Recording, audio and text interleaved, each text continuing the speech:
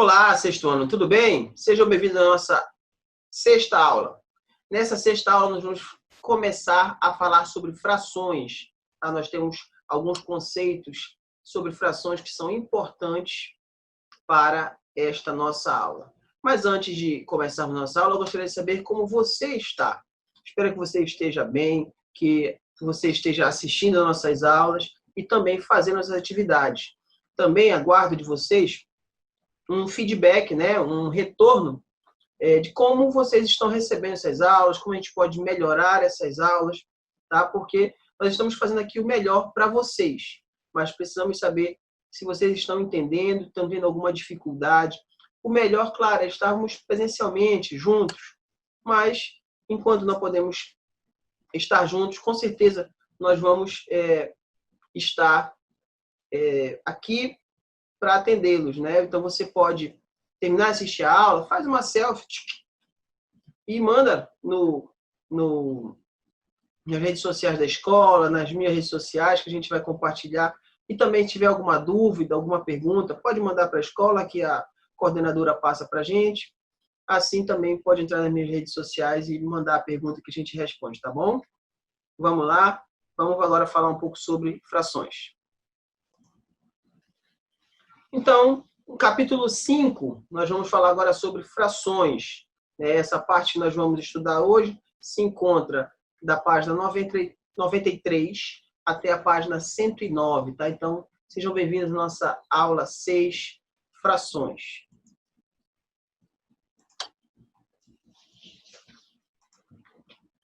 Frações.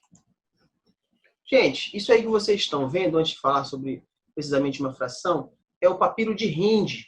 É um importante texto matemático do Antigo Egito. Está organizado na forma de manual prático e contém 85 problemas. Tá? Nesse texto são abordadas as chamadas frações unitárias. São aquelas que têm o numerador, né, a parte de cima da fração igual a 1. Os egípcios eles são muito conhecidos por trabalharem com frações. Inclusive tem esse papiro aí, que é cheio de problemas sobre frações, porque eles tinham um serviço que era justamente separar porções de terra, né? Quando havia a inundação do rio Nilo, eles estiravam cordas, né? Tanto que existiam os estiradores de cordas, porque eles tinham que separar para não atrapalhar um dono entrar na terra do outro, né? Então, eles colocavam aquelas cordas justamente para delimitar, né? Então, dividiam áreas grandes em pedaços menores, né?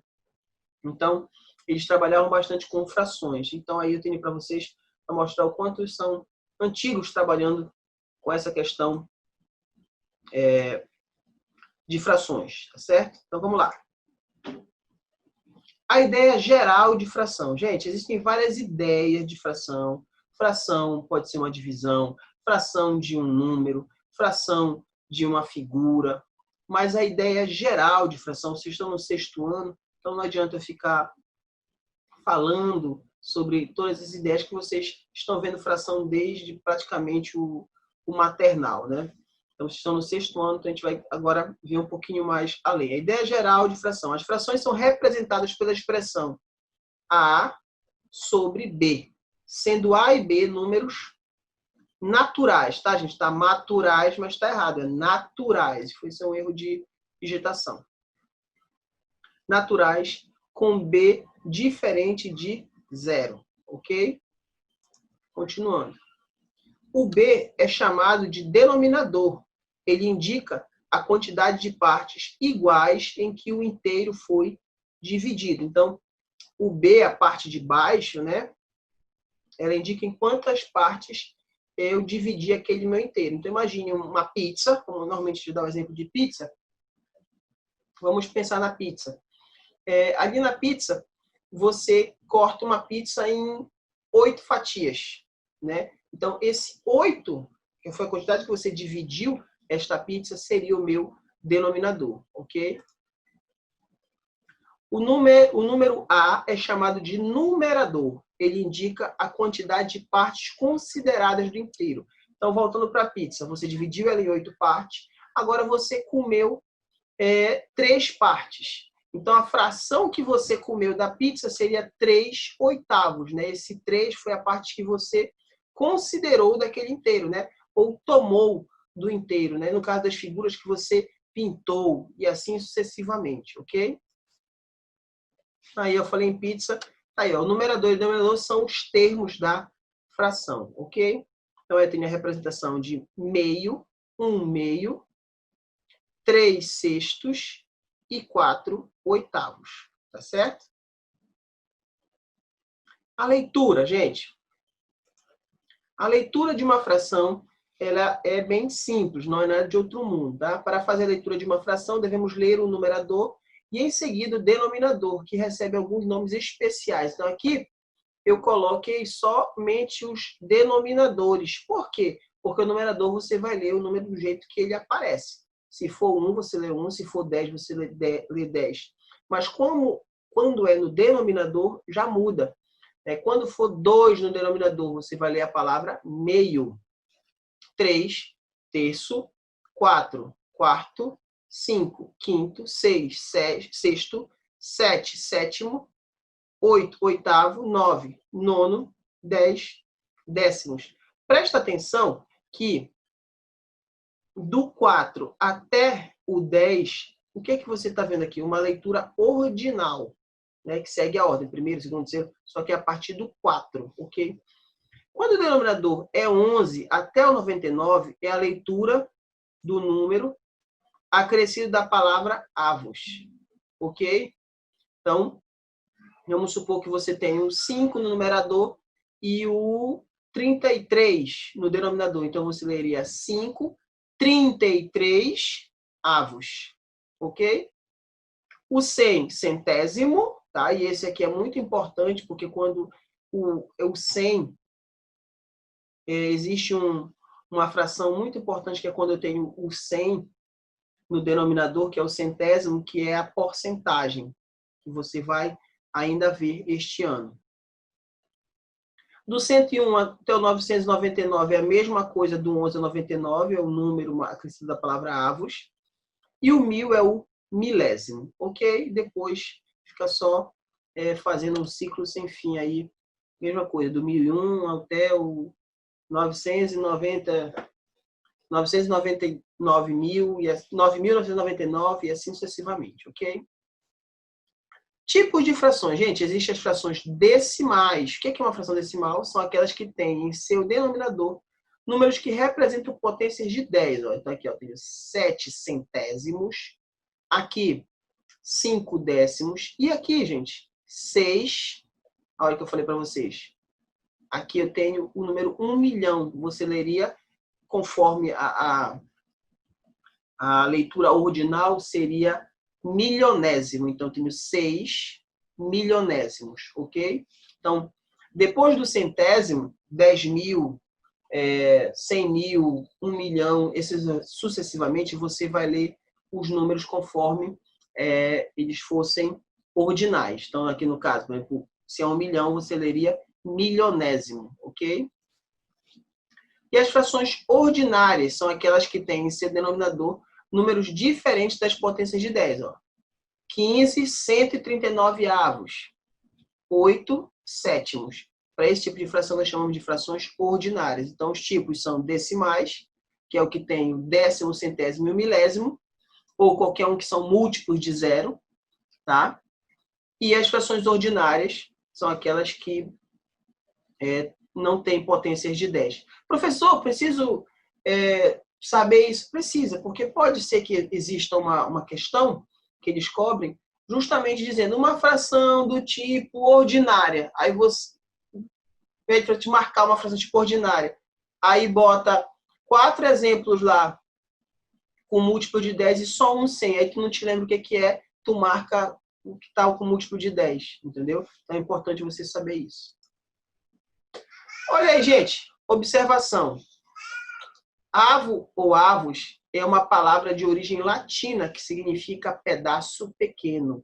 Então, quando você coloca a palavra avos, você está justamente falando sobre isso, né? Você está dizendo que, por exemplo, aqui, ó, 15 inteiros e 139 avos, né? Então, que é uma parte, um pedaço muito pequeno, esse 15 inteiros e 139 avos, ok? Vamos lá. Classificação das frações. Gente, isso aqui é bem importante também, assim como os tipos de frações, porque isso cai muito em questões teóricas de matemática e a gente não se atenta um pouco a isso, mas a teoria ela é de fundamental importância, né? Sem a teoria você não tem a prática, ok? Então vamos lá. Primeiro tipo da classificação das frações são as frações próprias. Ó, o que são uma fração? O que é uma fração própria? Algumas frações representam quantidades maiores que zero e menores que a unidade, ou seja, representam partes de um inteiro. Então, olha aqui, ó, 2/8, 3/8. Se eu tenho aqui, ó, isso aqui, se eu tivesse pintado todos, representaria o inteiro, ok? Só que, está pintado todas? Não, está pintada apenas uma parte. Então, o que a gente conclui que assim, ó, ele diz aqui que representa quantidades maiores que zero. Se está pintado alguma, é maior do que zero. Só que é menor do que a unidade, porque para ser unidade teria que estar pintado todos. Então, esse tipo de exemplo aqui, ele mostra que eu tenho uma fração própria. Outra coisa que você pode notar é o seguinte, ó, o numerador é menor que o denominador. Tá? Então, nas frações próprias, os numeradores são menores que os denominadores. Frações impróprias. Própria, imprópria. Algumas frações representam quantidades maiores que a unidade. Ó, pintado, pintado. Então, muito maior, né? Ou seja, representam mais que um inteiro. Então, aqui eu não tenho caso, ó. Nesse caso, eu tenho 29 dozeavos, ó. Eu tenho 12, mais 12, 24, mais 5, 29 partes pintadas. É o meu numerador. De quanto? De 12, porque cada figura dessa tem 12. É muito maior que uma unidade, ó. Eu tenho duas unidades aqui. E já estava partindo para a terceira unidade. Então, as frações impróprias são desse tipo, né? Elas são representações de números maiores que a unidade. Outra coisa importante é você perceber que, ó, aqui, ó, o numerador agora ele é maior que o denominador. Se na própria o numerador era menor, na imprópria o numerador é maior, ok? Continuando. Frações aparentes. As frações impróprias que representam números naturais são chamadas de aparentes. Gente, percebe aqui que nessas duas figuras, elas estão pintadas todas duas, né? Pintadas completamente, isso eu quero dizer. Estão na sua totalidade. Se você perceber, 6, eu posso dividir por 3? Posso. 6 dividido por 3 dá quanto? 2. 2 é um número natural. Então, quando você tem uma figura, né, uma fração, se for em figuras, você vê que a figura está pintada totalmente. Todas as figuras, e elas representarem um número inteiro natural, é uma fração aparente. Mas eu acabei de dizer para ti também que uma fração, quando eu tenho o numerador maior que o denominador, é uma fração imprópria. E é realmente. Então, toda fração aparente, ela é imprópria. Mas nem toda fração imprópria é aparente. Ok? Então, repetindo. Toda fração aparente será imprópria. Mas nem toda fração imprópria será aparente. Ok? Tem gente, inclusive, que chama isso aqui de frações aparentes impróprias, tá? Ou impróprias aparentes. Eles usam essa nomenclatura. Tá certo? Então, vamos lá. Observações. Na fração própria, o numerador é menor que o denominador e é diferente de zero. Foi o que eu acabei de falar para você aqui, ó. O numerador é menor que o denominador e o denominador também é diferente de zero. Certo? Na fração imprópria, o numerador é maior ou igual ao denominador. Então, poderia ter aqui, ó, 29 e aqui também 29. Seria imprópria? Seria imprópria. Mas também seria aparente. Mas, no caso, se fosse só para uma classificação, eu poderia só dizer que é imprópria. Outra coisa, o numerador aqui, ó, maior que o denominador, então por isso ela é imprópria. Na fração aparente, o numerador é múltiplo do denominador, ó. O numerador não é múltiplo do denominador, ó. 6 não é múltiplo de 3? Se aqui fosse, por exemplo, 10 meios, 10 é múltiplo de 2, então seria aparente. Então, nesses casos aqui, apesar de ser imprópria, eu consideraria ela uma fração aparente. Ok? Vamos lá. Número misto, gente. Número misto é o quê? 2 pães, né? Um pão em cima, queijo, presunto, outro pão. Claro que não, né, gente? É um número, um tipo de número. O que é um número misto? Um número misto nada mais é, ó, coloquei, ó, podemos escrever na forma mista as frações impróprias que não são aparentes, né? Então, o que é um número misto? É quando eu tenho uma parte inteira, ó, e uma parte fracionária. Isso aqui é um número misto. Por isso que ele é misto, né? Porque tem dois tipos de números juntos, estão misturados, a parte inteira e a parte fracionária. Então, ó, pelo desenho aqui, ó, 3 partes pintadas, ok. E no desenho, três desenhos totalmente pintados. E no outro desenho, aqui, ó, nesse último aqui, eu tenho só 2 partes. Então, realmente, ó, 3 inteiros, 3 desenhos inteiros, né, representando inteiro, né, uma figura inteiramente pintada, e 2 quartos seria essa fração. Então, isso aqui é um número misto. Aqui, ó, 4, 1, 2, 3, 4, 5 sextos. 5 de 6, 5 sextos. Para transformar um número misto em fração imprópria, o que a gente faz? Ó, primeiro, escrevendo a parte inteira em forma de fração aparente, utilizamos o mesmo denominador da parte fracionária. Segundo, somamos as duas frações de mesmo denominador.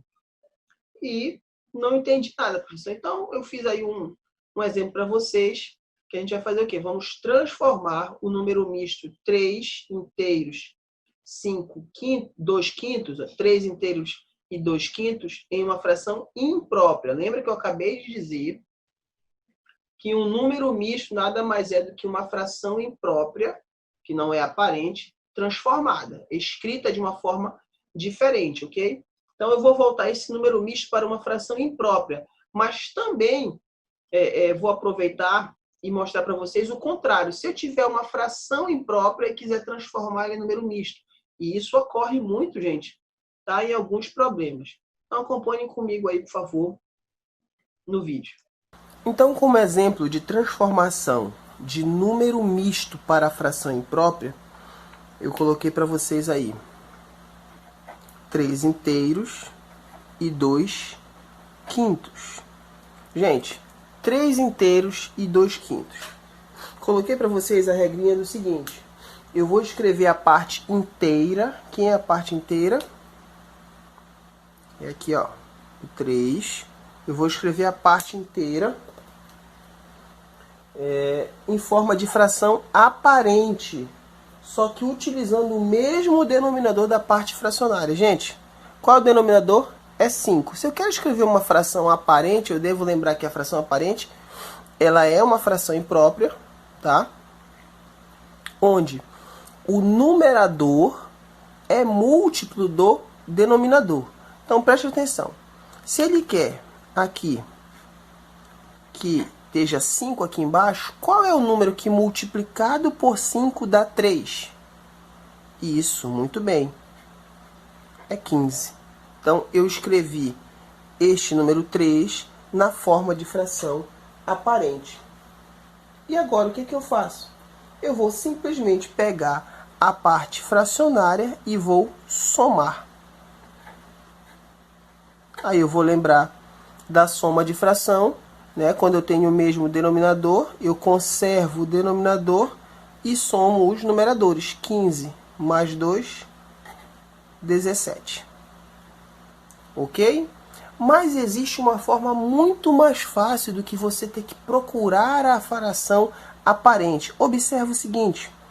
Eu tenho aqui, ó, 3 inteiros e 2 quintos. Observa.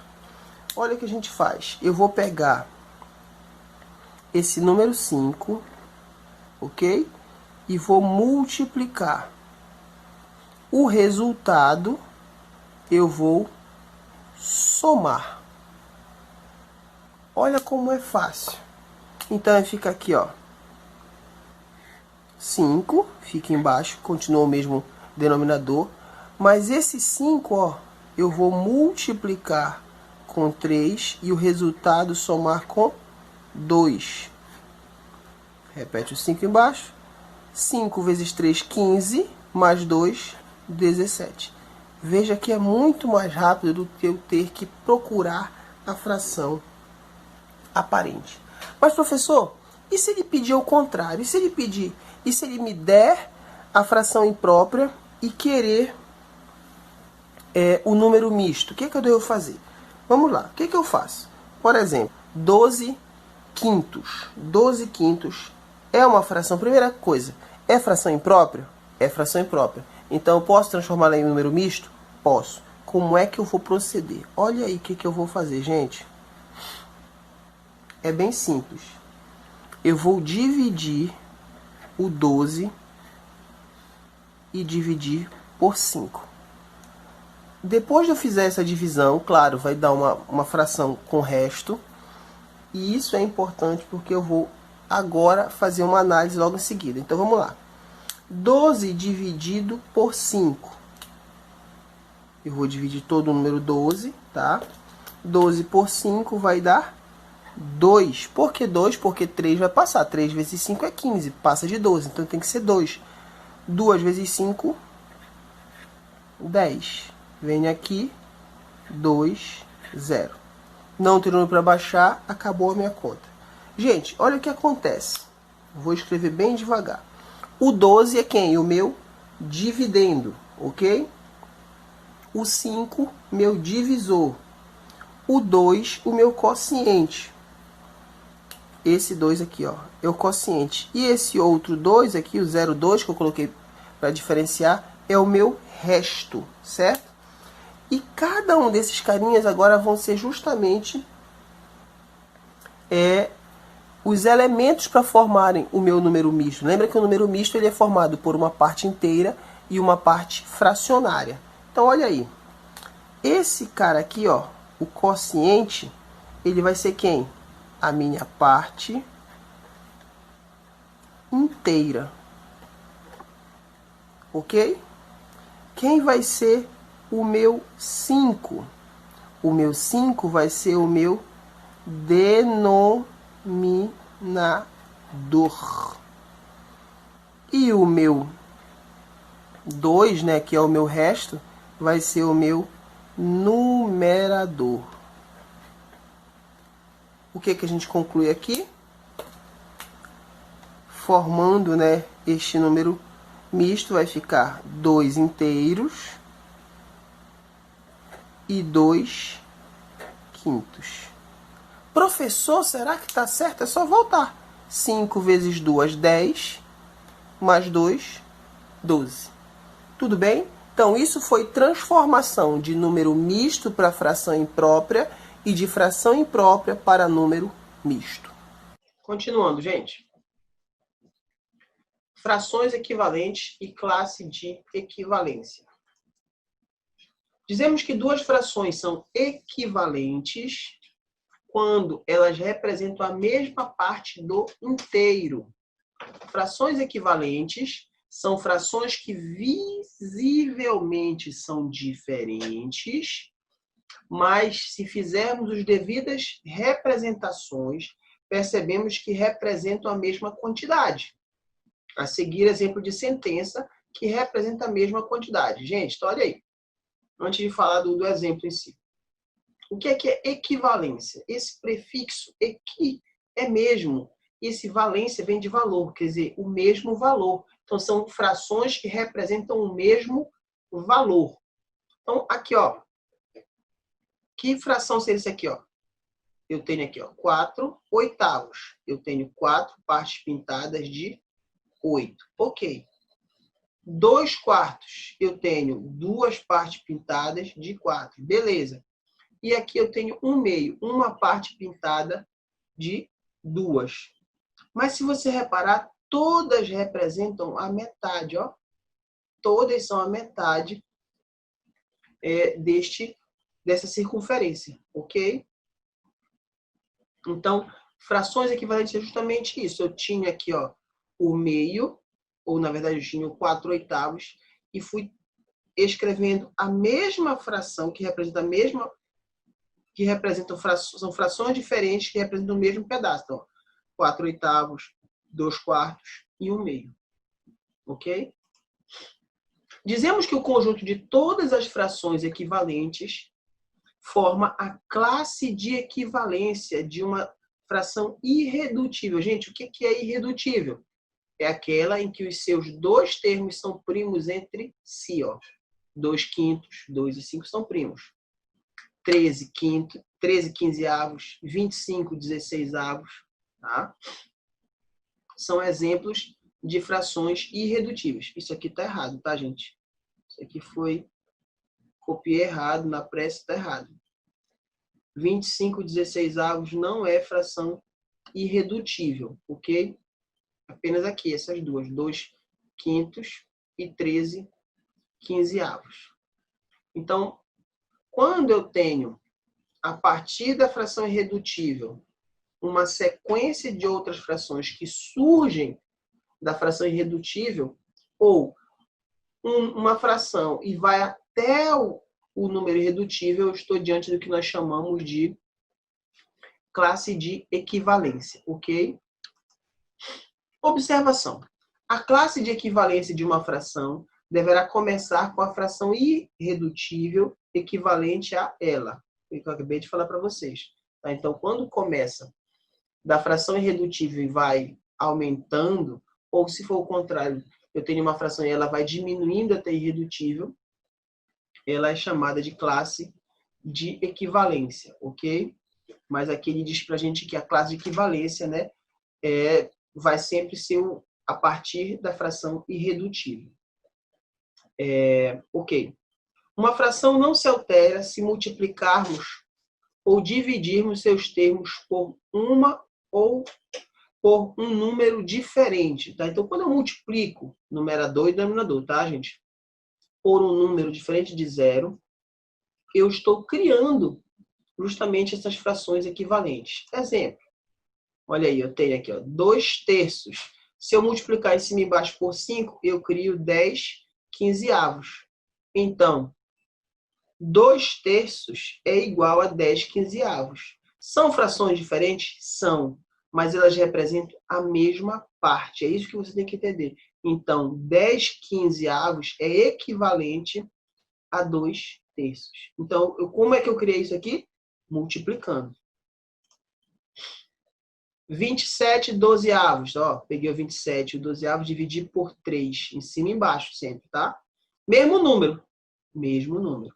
Por isso, 27 dozeavos vai ser o quê? Fazendo a divisão, até esqueci aqui, mas trouxe para cá, vai dar 9/4. Então, 9/4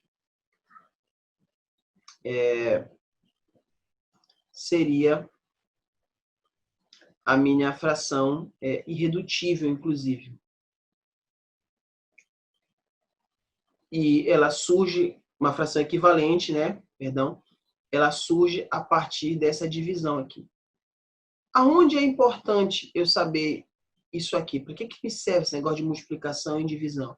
Serve para quando nós formos falar sobre simplificação. Normalmente a simplificação é por divisão, mas existem alguns casos que eu preciso encontrar uma fração equivalente multiplicando ou dividindo. Gente, só voltar um pouquinho.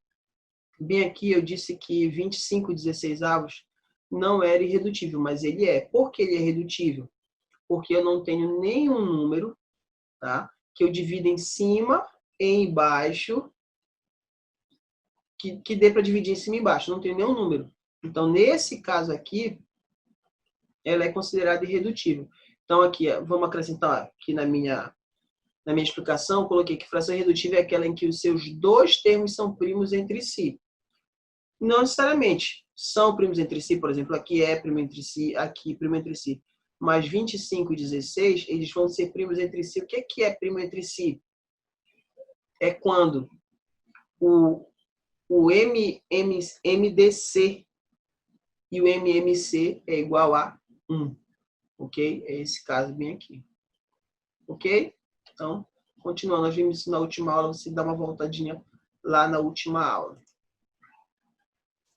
E acabou. É isso. No mais, essa foi a nossa parte introdutória sobre fração. Se você tiver alguma dúvida, pode mandar lá nas redes sociais, manda para a coordenação e ela vai dar um jeito de trazer isso para a gente de novo, ok? Fiquem com Deus, estudem, façam as atividades e até a próxima.